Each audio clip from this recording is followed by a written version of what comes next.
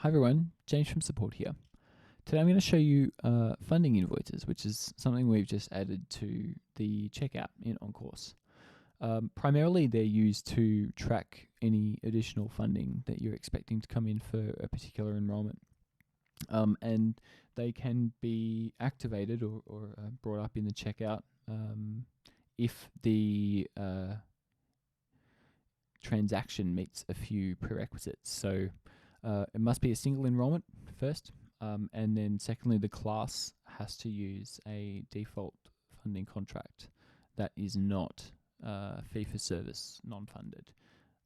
It has to have a set default funding contract that is different from the default. So something like any of these or any of the ones that you have set up in your system, and that's found in the vet tab of the class record.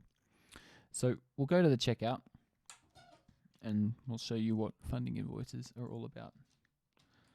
Let's add our contact here, Ben.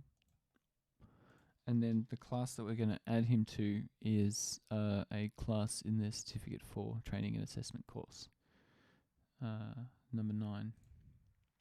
And you can see here already we've got the funding invoice section pop up. So we'll come here down here to the summary, and this is nothing here changes. So we still want to charge Ben some money on enrollment, so we're still going to make him pay $1,000, and that invoice will go to him. But then the funding invoice here will create a separate second invoice that isn't emailed to anyone. It just sits in your system and is primarily used to track when you expect your payments to come in. If you don't want to use this for whatever reason, you can always just switch this off here by clicking this little switch, and then you can come straight to payments. Even easier if you have used this before, which means this field will no longer be not filled in, which means you can just skip directly from the summary to the payment, and it's very easy.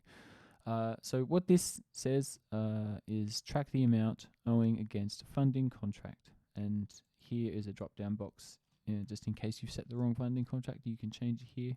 But this one was set to CSO. The funding provider is a contact record that you create in the system that you want the second invoice to be against. So in this case, we've got a couple of contacts that we've set up in the system, but we'll pick here the Department of Education, and then we know that we want however much money you're expecting to come in, you can pop in here. Let's say in this case we're expecting $1,600. Excuse me. And then we come down to the payment plan and the training plan here. So this training plan is based on the training plan of the class, which is defined down here in the attendance section. You can see here the training plan. We have our 4 class dates. We can see here that this unit is being taught on these 3 dates, the first 3, and then the last 3 dates is the second unit being covered. And that is all shown and represented here in the training plan table. And this is basically just here to help you build your when you expect payments to come in, and that's what the payment plan section here is for. And this is exactly the same as how it works in invoices. So you can change any of these dates and the expected amounts here. Let's say for this particular enrollment we're expecting only 2 payments to come in. So let's we'll delete this one and we'll delete this one. And let's say that this payment we're expecting to come in on, say, the 9th of September, on commencing of, actually, let's say it comes in on the 16th of September, because that's when we've got 1 unit being completed. We expect that to be completed then. And they'll pay us $800 then. And then they'll pay us the final $800 at the end of the class on the 23rd of September. And there we go, we've done that. If we pop the purchasing contract ID up here, this is of course just a made up number, but you will know what you need to pop up here, and that will go into the customer reference field of the invoice. And then we'll just come down here to payments. We can see here that this class obviously has a payment plan in place as well, but the total invoice amount is $1,000.